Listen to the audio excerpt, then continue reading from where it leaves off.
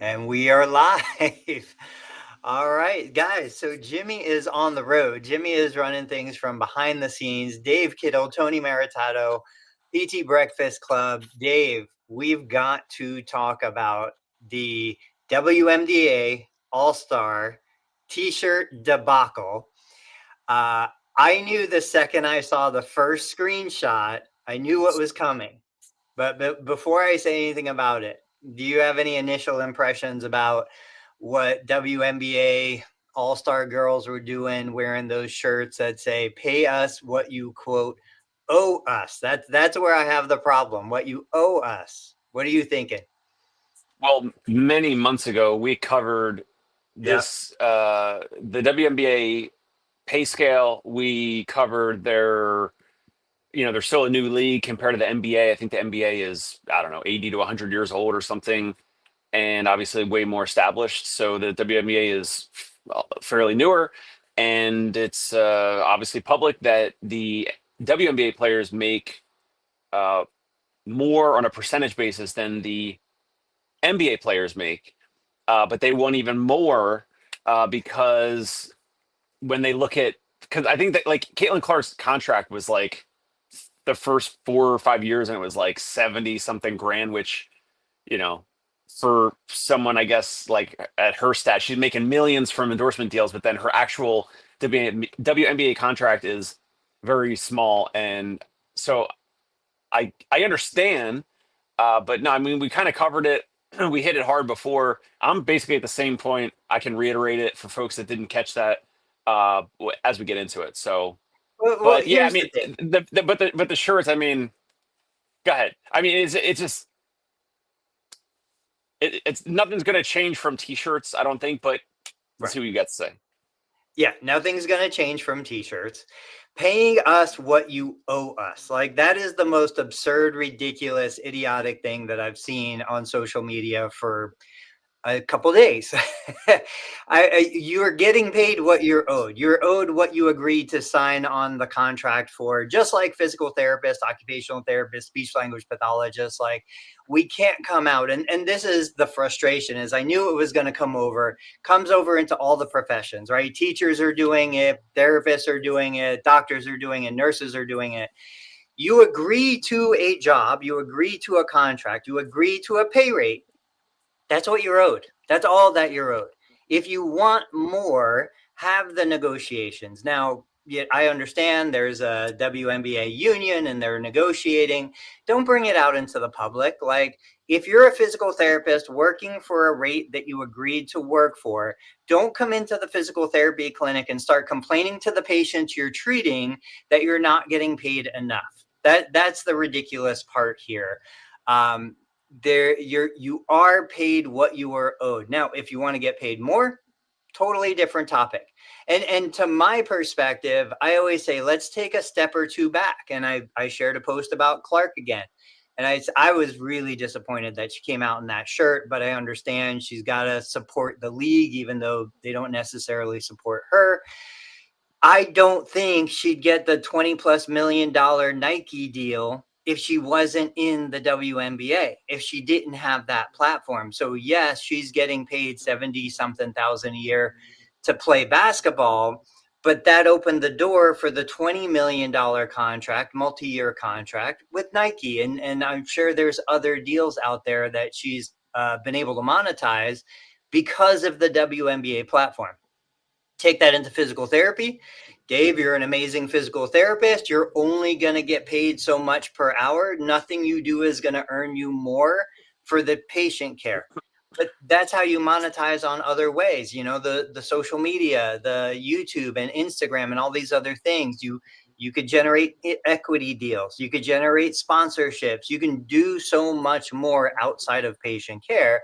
That's what these girls just need to do. Like we understand the league is not profitable, hasn't been profitable for a long time, is improving. Why? Because of Caitlin.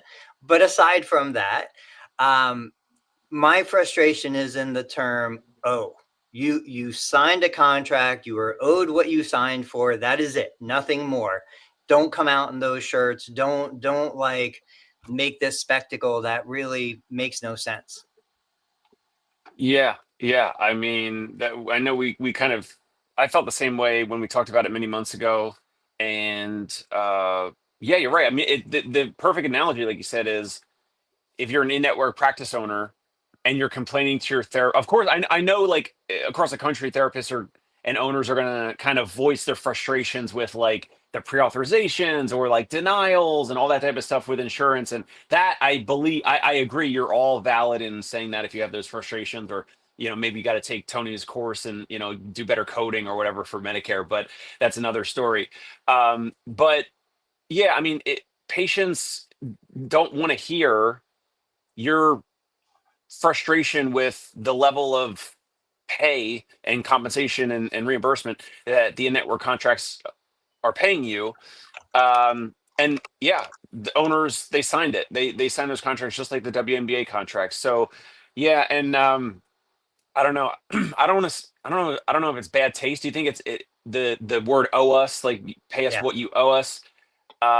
Would you say that that's in bad taste, or just 100%. just the wrong wording? It is. It's a terrible choice of words. Like you believe you're valued more than you agreed to get paid for. Um, Different conversation. Saying that you're not paid what you're owed, that means you're being cheated. You're not being cheated. You're an adult. Grow up. You signed a contract. This is what you're dealing with. It goes back to, and this is a touchy subject, I'm sure, student loans. Like, you were an adult when you signed the student loan. You are borrowing money. Doesn't matter what it's for. Pay back the money. Don't make me pay your money. Don't make the taxpayer pay for your decision to take out student loans. Like, the simple responsibility of an adult. And I feel like we continue to push being an adult further and further into life, that there are a few people out there that still accept the responsibility for their choices, but too many of us are trying to push that down the road. Like, kids need to grow up. 25-year-old kids need to grow up.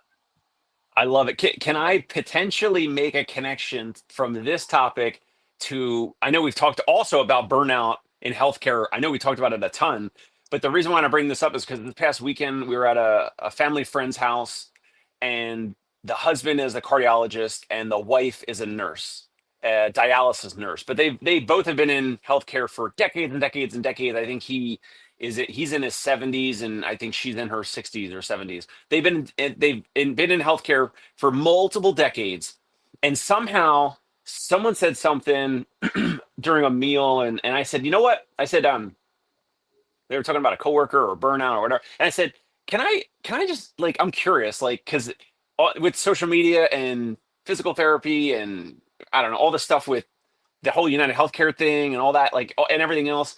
I said, burnout, like, is that new from what you guys have heard, like in the different hospitals you've worked in, the dialysis center, like in the break rooms, like everywhere in in healthcare, from this physician and this nurse's standpoint? And they said no, it's not new. I mean, they've been hearing people complain about burnout forever, um and they've always heard it. And I don't know if there's some amplification now with social media or what, but I don't know. I don't know if that even makes sense as a connection. But the fact that we're talking about the previous WNBA topic and then this, bringing this together, uh, that again, and the student loans. So you brought the student loans up, and then I'm thinking like that's where I got this connection of burnout in healthcare, and I was like, yeah, like you signed up for that too. Like, I went and did a bunch of shadowing when I was like undergrad to confirm that I'm into this. And I shadowed at multiple places, and I got to speak with employees and all that. And so if you didn't do those things and then you find out like, oh, it's way more challenging than you thought it was going to be. I mean, it's challenging wherever you go into, and so Or even if you did do those things, like, even if you did shadow and you went to an amazing place and you had an amazing experience, you're like, this is what I want to do. I'm so passionate about it. And then you go through 7+ years of school, and then you come out. We live in a different world. Things change. Like, there are copywriters that were put out of work when ChatGPT was released. There were farmers who were put out of work when tractors were released. Like, this is what happens. This is the world we live in. And I just feel like resilience, all of the things that we appreciate about being a physical therapist, what we deliver to our patients are the things I think we need to bring back into our own lives, which is, look, I am resilient. I am strong. I am prepared for whatever is going to come. I have no idea what's going to happen tomorrow, but I am building a solid foundation today so that whatever I face tomorrow, I'm ready to deal with. And I just don't see enough of that. And this isn't about mauling young people. I love young people. They're amazing. This is people in general. I know 60 and 70-year-olds that don't have the resilience they need to face the challenges that are coming. We just don't know what they're going to be. I hope that I have what it takes for me to deal with whatever happens tomorrow. You know, I'm not exclusive or special in any way. But yeah, like burnout and all of those things, I just think it's so easy to become a victim. It's so easy to label somebody with, you know, a problem. And then once they have that, man, that is appealing, because now all of a sudden everybody has to look out for you. Everybody has to take care of you. And that's a bigger trend I think we see happening in society in general, not just in healthcare. But let's tweak this. Let's pivot just a little bit. Have you seen some of the new versions of the AI videos I've been sharing? Share one. With the woman with like the curlers in her hair. Well, even newer than that. Let me see if I can bring. Oh, I can't bring it on. Oh no. Okay, doesn't matter. The VEO3 is the newest Google version of AI video generation. It includes audio. I just put one on my Facebook personal feed and on LinkedIn. It's a video of an older gentleman, probably late 60s, sitting what looks like in his backyard. And he basically says, I spent the best years of my life in an office. Now I can barely walk across the lawn. Physical therapy has given me a second chance at life. Something along those lines. I'm moving away from the Yeti videos, the crazy old lady videos, to some more practical kind of real world situations. But this is just unbelievable what I'm seeing people do with some of these videos. And it's virtually indistinguishable. There's a little bit you can tell from the tone of voice. There's a little bit you can tell from like the fluidity of the video. But if you haven't seen some of the newest stuff, Google just made another recent update.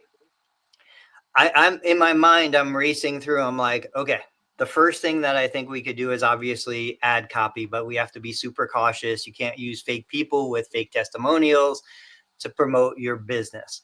But then I'm like, well, shoot, why aren't we making like home exercise videos on demand? You know, why aren't we making like highly customized welcome videos? You can take your photo, your headshot, put it into the system, and it will make a virtual you, a virtual Dave Kittle, telling your patient, hey, John, so great you signed up with my business. I'm, you know, going to be coming out today or whatever.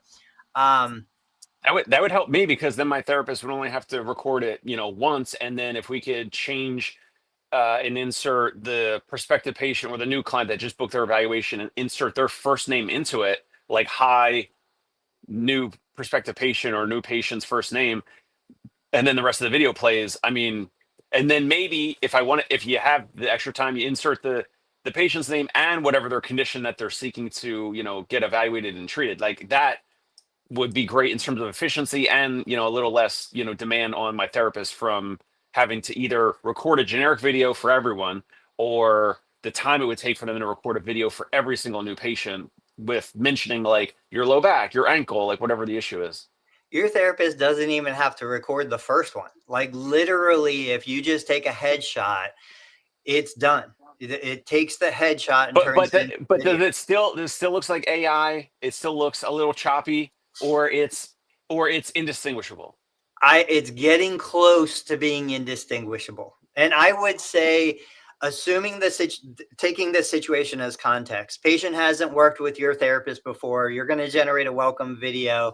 The patient roughly knows what your therapist looks like from maybe an image, or they saw something online. They would have no idea this wasn't a real video. These are 8-second clips, 8 seconds or shorter. So it's literally just a quick, hey, my name's Tony. I'm going to be seeing you today at 1 p.m. Looking forward to it. That's it. And it shoots it out there. But there is some amazing stuff coming down the pike. My concern is with all technology, we tend to think of, okay, how am I going to use this? And we put it into the context of what we've always done. Somebody grabs, the iPhone. It's like, hey, it's a phone. I'm going to make phone calls, but it could do so many more things. It took a decade before people really took it outside of the box of being a phone to make phone calls.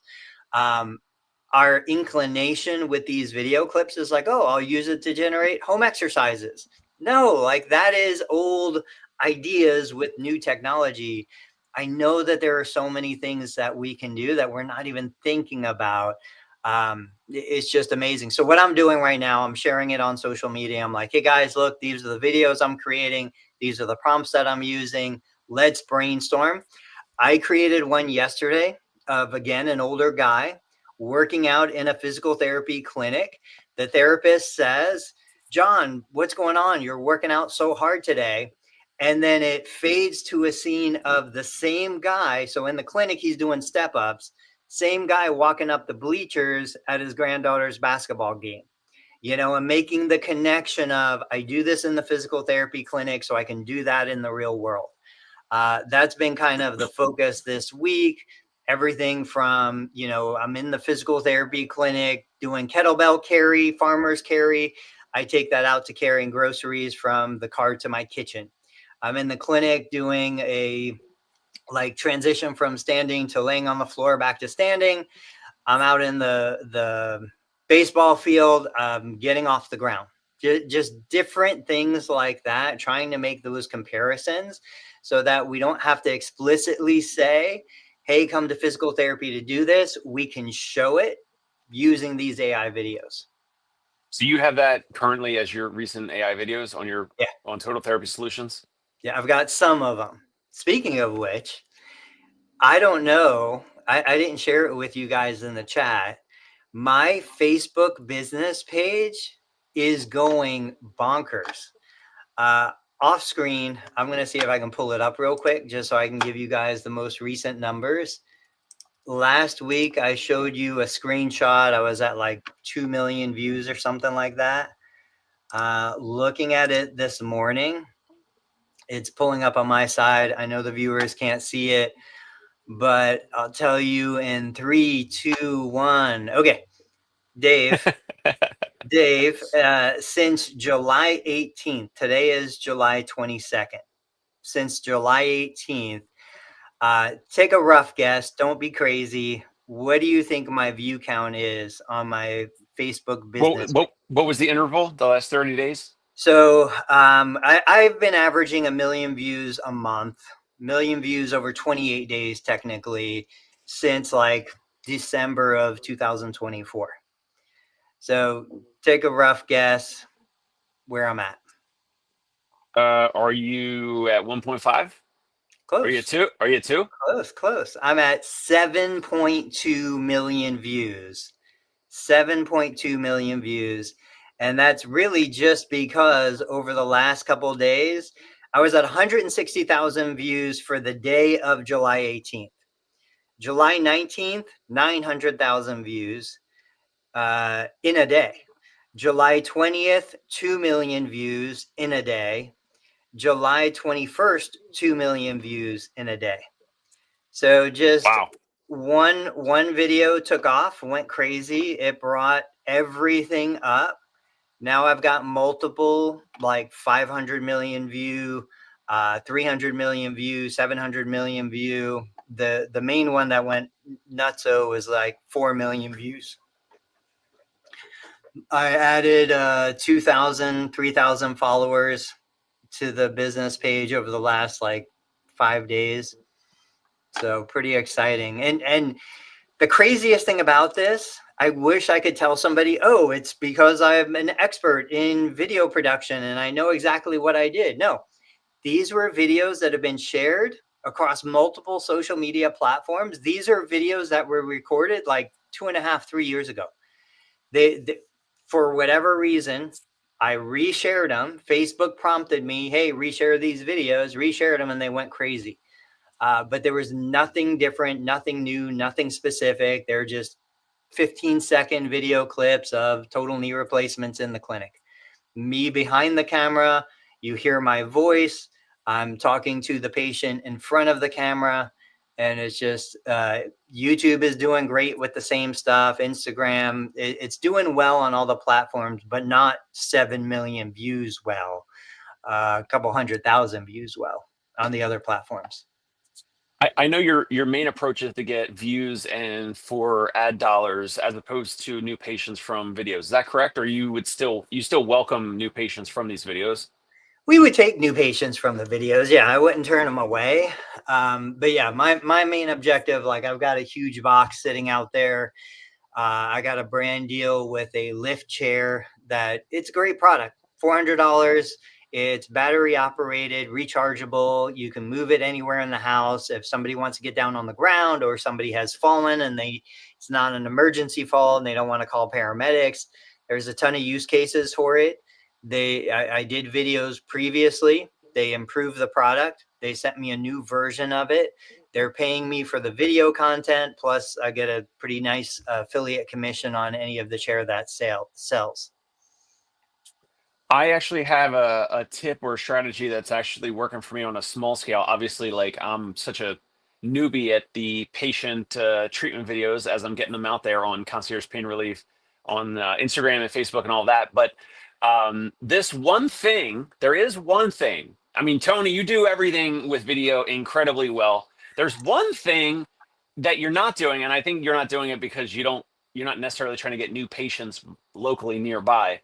But if you're watching or listening, you probably are interested in getting more new patients locally, like from your town, your city, your zip code, a couple zip codes around you.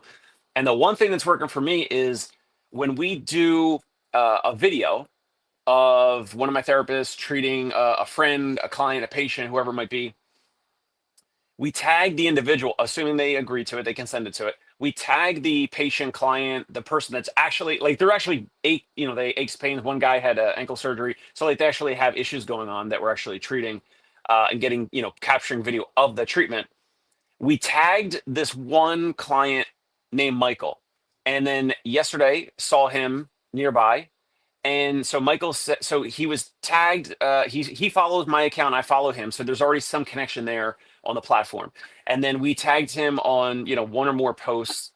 And then some other friend of Michael that we don't know said to him, "Oh, this popped up into my feed, like like the Reels feed or whatever, a video of you being treated by whoever this practice is, Concierge Pain Relief." And then Michael, the client, told me about it. So that's just a simple way. Like, and Tony, you post a ton of videos, uh, and you do a great job at it. But if you have the consent of your patients or clients, assuming, and now Tony, you got a little bit of an older population that may not be on social media. They might be on Facebook only. They might not be on Instagram. They might not have a name or a username to tag. But if you did and you got consent and you had them sign a consent form and a social media release, then I would suggest that owners tag the patients or clients, the person that's being treated, because they already consented. And that tag gives a little bit more affinity on the platform. Like that person should be following your therapy account. Your therapy account should be following that patient or client anyway. But then also by adding, like either tagging them on an image or tagging them in a reel or a photo.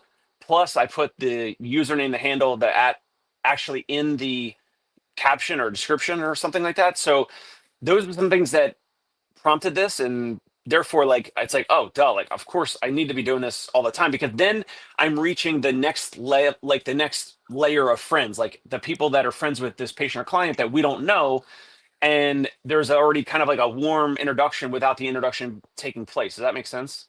It makes 100% sense. You just gave me a brilliant idea.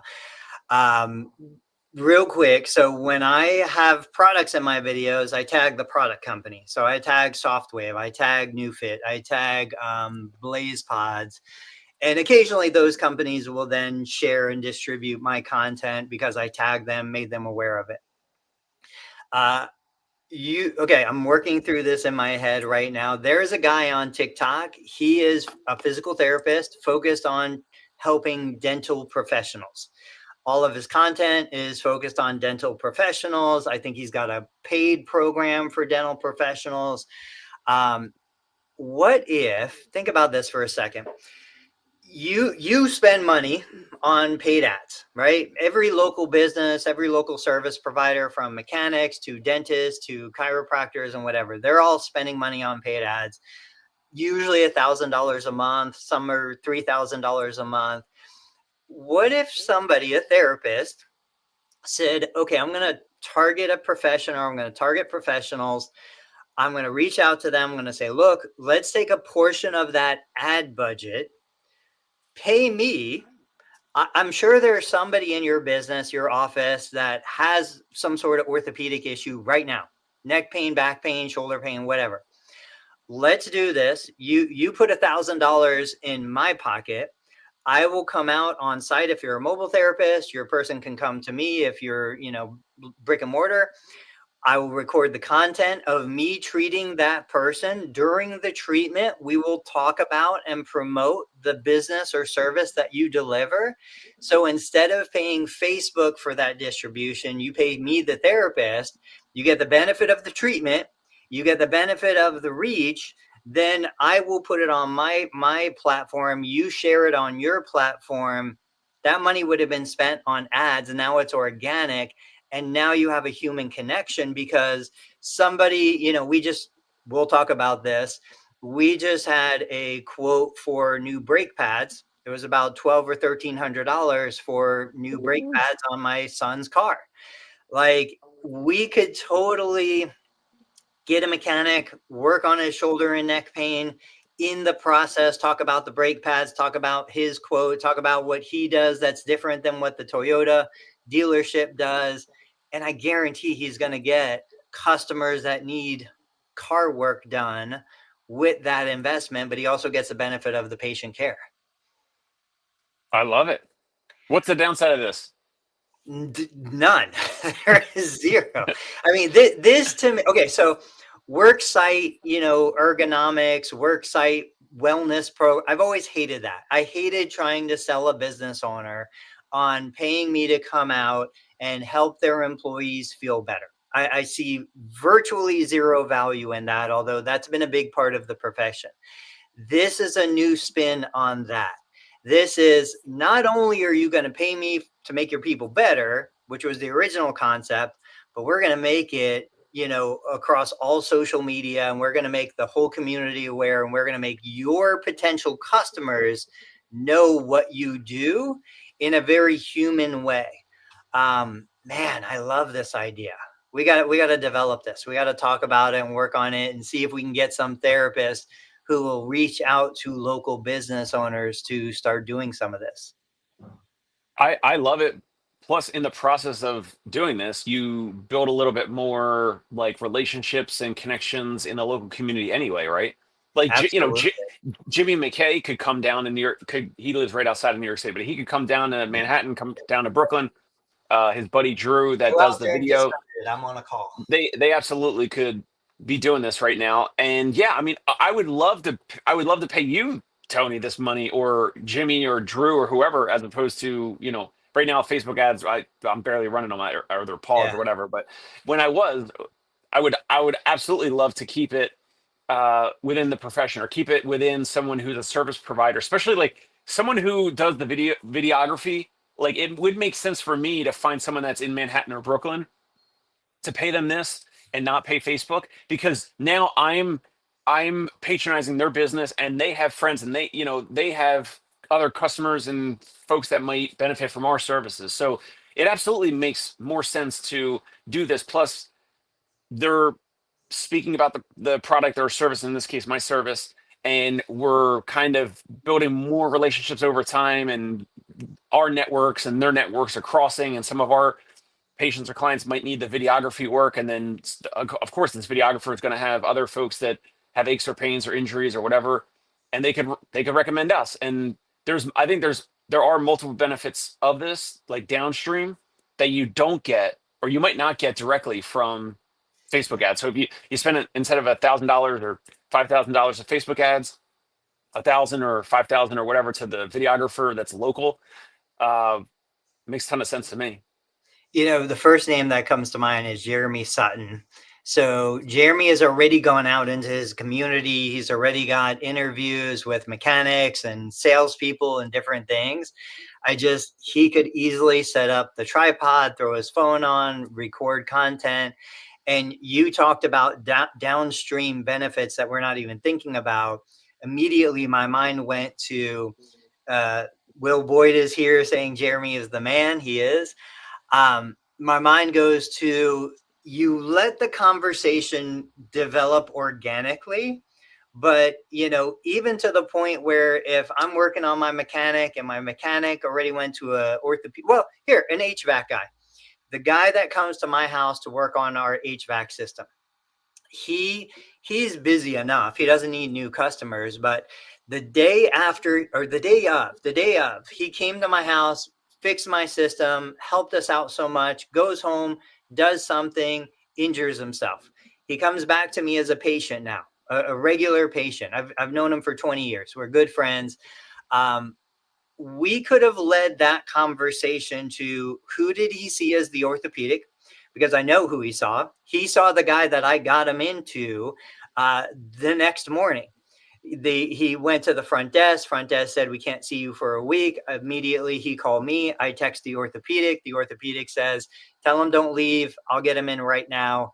And before he left the office, he was seen. He got the imaging. He got everything that he needed. We could bring that doc's name into this conversation. Now we tag the doc, which is kind of what you've done. We tag the doc on social media, so we get recognition and exposure for the HVAC business.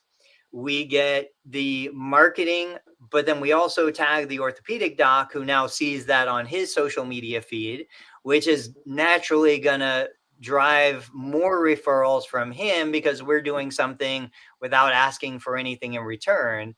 Man, there's just so many connections to this. And I really think this is a direction that a lot of mobile therapists could be going. Just even going into your local sandwich shop, your local mom and pop, anything, they're all going to have orthopedic problems. They're all going to benefit from what you're doing. And they could probably use a couple extra customers. Absolutely. Wow. This is no different than all the Dave Portnoy with the one bite, and he did it kind of as a joke, and then he liked pizza and he just kept doing it. And then now he gets a ton of he gets a ton of customers for these businesses, and he doesn't ask for anything in return. Now he gets good content from it, and then he gets eyeballs the way that you're, hunting eyeballs and impressions and all that. But yeah, then the service-based businesses benefit. And yeah, I mean, there's physical therapists that could be doing the same thing. They could literally be doing like, taste tests or, rating, or, some of these owners don't like the rating system or whatever. You could do a thumbs up, thumbs down, or you don't have to rate them. You could just, highlight what they're doing, and they absolutely will love the free exposure. And yes, you'll definitely get some of the downstream effects of the goodwill, especially because you're doing something to help them without asking for anything in return. You'll get stuff in return. Absolutely. So Will Boyd said, hear me out. We need a PT Breakfast Club media company run by you guys. Will, I don't know if you were on earlier. I said my Facebook business page got, what did I say? 7.2 million views, mostly coming in the last 5 days. You're right. I wouldn't be surprised if Jimmy put something together related to that. Pivoting just a little bit, I got mauled, which I love it when I do. I forget exactly what she said. No big deal. She was totally right. The way it sounded like I didn't value physical therapy. I said, it's not that I don't value physical therapy. It's that I don't necessarily value a lot of the physical therapy that I see being delivered. Okay. I think a lot of us agree. Thanks, Will. Dave, my question to you is, I missed this, by the way. I need to look it up. That's all right. I just shared this. Um, Basically, what I did was I said, okay, let's bring some context into the conversation. Is physical therapy a nice to have or a need to have? I went to ChatGPT. I said, reviewing the clinical research, looking at Cochrane reviews and the best clinical research you can find. Give me basically your assessment of physical therapy after a total knee replacement. That very specific context. Is there any benefit to physical therapy after a total knee replacement versus no physical therapy intervention? And the two main findings, and I'll just read these quickly, and then I want to get your take on it. Physical therapy versus no formal PT, meaning home exercise only. I'm reading from ChatGPT's response.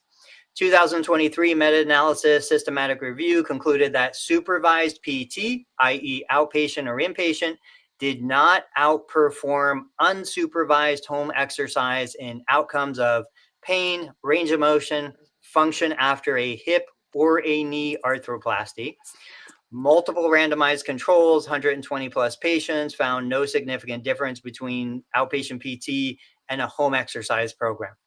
And then there's a second finding, home exercise based physical therapy versus conventional outpatient physical therapy, no significant difference. From my perspective, when an insurance company looks at the clinical research and the summary is there's no benefit to doing physical therapy versus a home exercise program, why are they going to pay for for physical therapy in general? And you know, we've seen hip replacements virtually disappear from the physical therapy clinic. No surprise there. What are your initial thoughts on something like this? I wanted you to finish because I've been waiting to jump in. There is no, Tony, we know, Tony, we can agree and disagree on many things. Can you and I, first of all, can we agree that most people do not do their home exercise program? They either don't do it all or they don't do it enough. And whatever the physical therapist across the country prescribes, that's why it's best to prescribe like one thing, max three things. But historically, therapists would give them, 10 things to do. And most people are not doing it either because behavior change, they've never exercised before, the exercise was not tied to their goals as to why they should even be doing it. There's many, many reasons, but most patients do not do their home exercise programs. I've paid out of pocket to see my friends and colleagues in New York City and Brooklyn. I've gone and, I was doing some of the things, but then it's like, oh, I get busy and then like it tails off. I don't do it all the 5 things or whatever I was prescribed. And I did it for a few days, but I don't do it between visits, or I didn't do it enough for multiple weeks or multiple months. I definitely didn't do it for multiple months. It was more of just like rehab drills or whatever. And that's me. And I know I am highly motivated. I exercise almost every day. And even myself, not doing all those exercises, and I know because patients come back into the clinic after the first visit or second visit, and you say, oh, can you show me that exercise that we did? And they're like, oh yeah, which one? And like, that's most people, I believe, in where I've treated it in Philly, New Jersey, New York, and I'm generalizing across the country. But first of all, can we agree that most people do not do their home exercise program at all or hardly? Yes, we can agree. You are a Okay. smart person. You're a highly motivated, highly successful person. Why don't you do your home exercise program? So I didn't do it all. If I did it or not, if you're asking me did I do it or not, then I would say I did enough, but I know that most are not doing the full thing. And I mean there's many reasons. I just mentioned one, like the therapist probably didn't tie in, hey, we're doing this drill, this drill, this drill to I did shoulder, elbow, this was years ago, 5 years ago or something. And maybe the therapist didn't tie in an emotional trigger or an emotional goal. For me, it's like I need to play weekend baseball. I need to play men's league baseball. Now I'm in a league that has 2 games a week. For years I was playing in a league that has 1 game a week. Now I'm playing 2x the amount, and I need to keep myself, limber and moving and all that. So that maybe the therapist didn't tie in like, hey, here's these 3 or 5 or whatever exercises Let's to go. keep yourself. Let's go back a second. I mean, Go ahead. this is proving the point. Maybe you didn't do it 100%. Maybe you did enough of it. It didn't matter. You're back to where you need to be. Like whatever the issue was before, you were doing everything more than where you were doing before. Like my perspective is I don't think people do their home exercise programs because they don't matter. They're not effective. They're not a necessity. I don't think in this particular case, and I want to hear the rest of your position, total knee replacement, that's my jam. That's what I do. Like this is where I spend most of my time. Most of the time it does not matter, but there are specific situations in which it is required. It is necessity. It is appropriate, but not in every case. And we need a system that triages. For too long, I think we've been in a position where we're like, there's a diagnosis, the diagnosis needs physical therapy. No, there's a person that might need physical therapy because of a specific situation, a specific context. But every diagnosis does not require physical therapy just because what the diagnosis is. But go ahead, keep going. Okay, so we both agree that most people do not do their home Don't do exercise it. programs. Yeah. So how the heck could that be better than in-person therapy when in the original study that you were talking about with the comparison? Because I don't think That it I matters. no, there's no way that a home exercise program only would be better than a person who has to schedule visits and go to a clinic or have a therapist come to them, because that accountability results in they're going to get treatment, they're going to get some hands-on treatment, they're going to move, they're going to do exercise, their drills with someone that's actually giving them feedback, verbal cues, tactile cues, all that, and progressing the program over time, which most people also cannot do. They cannot usually progress their own program over time.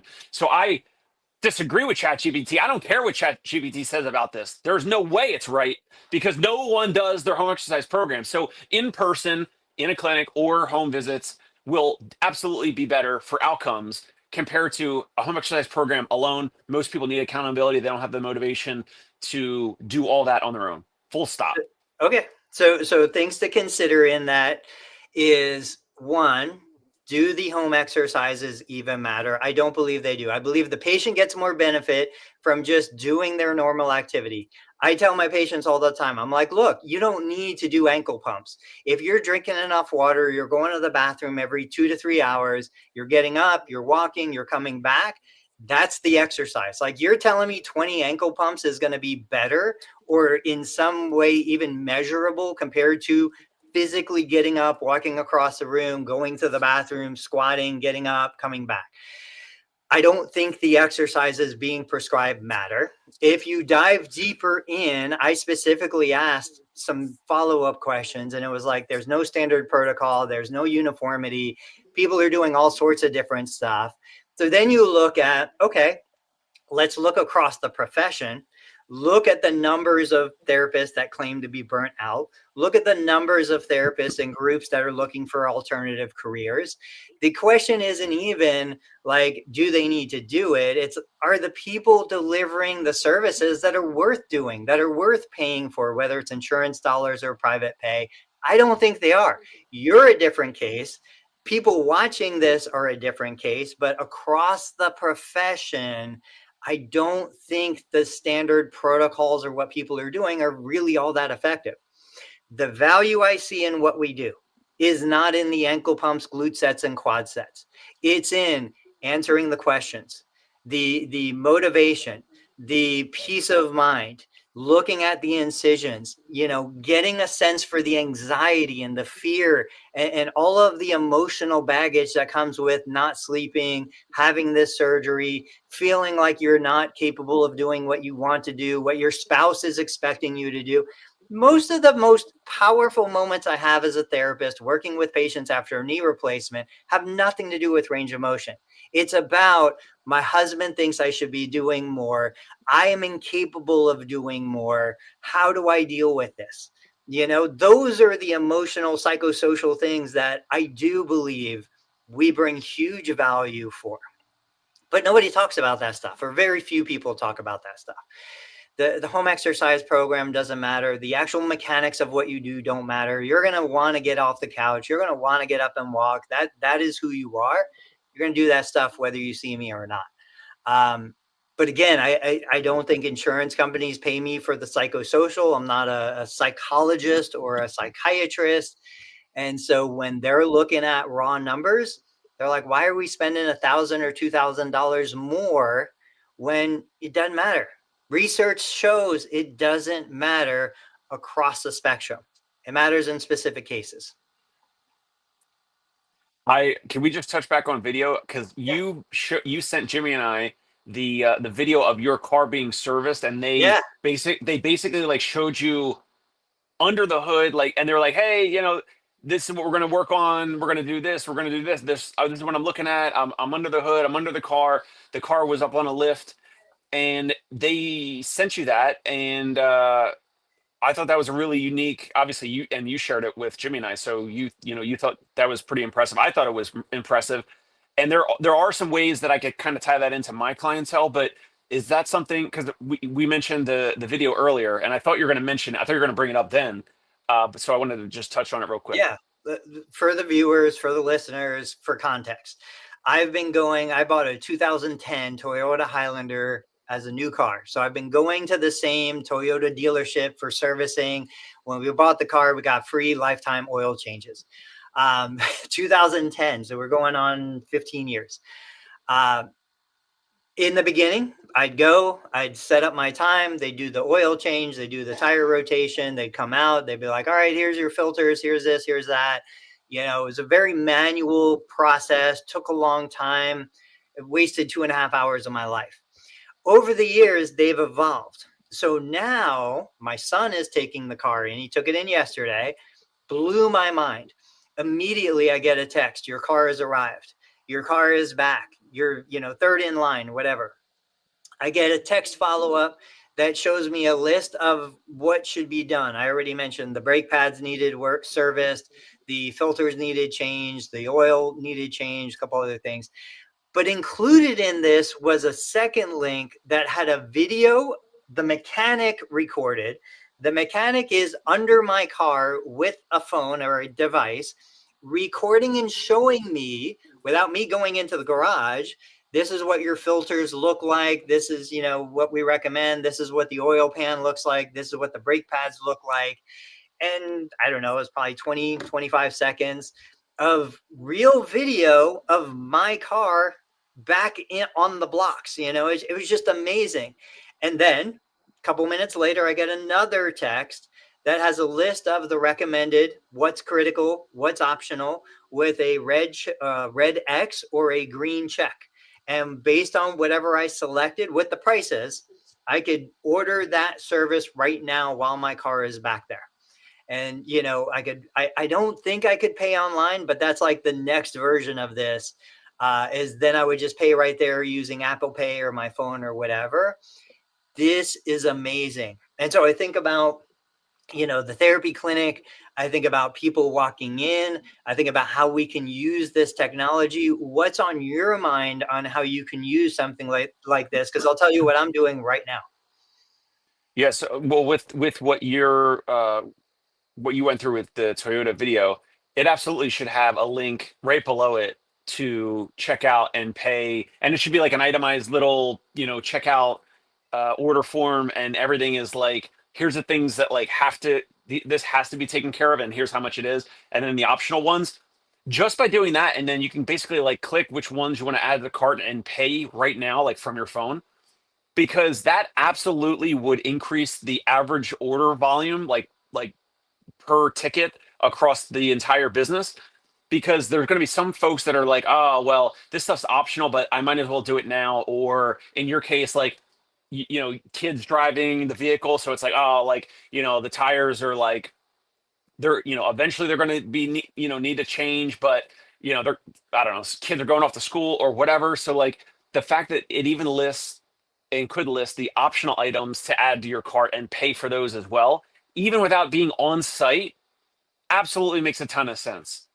And so how could we use this? I mean, well, we touched on the video of like sending a video of the therapist before either the patient's going to come to your clinic and be treated, or a mobile therapist is going to come to your home.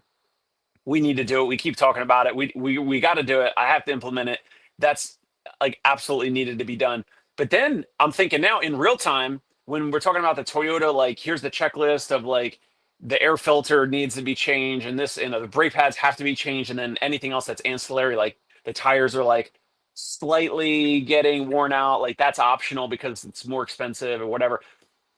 There could be a similar order form that's sent to your prospective patient or your current patients and clients because there's other offerings. Because Tony and I, and Tony's a master of making offers, and there's other things that we've done on the show that Jeremy Sutton and others have taken us up uh, on implementing offers and ideas that we've tested.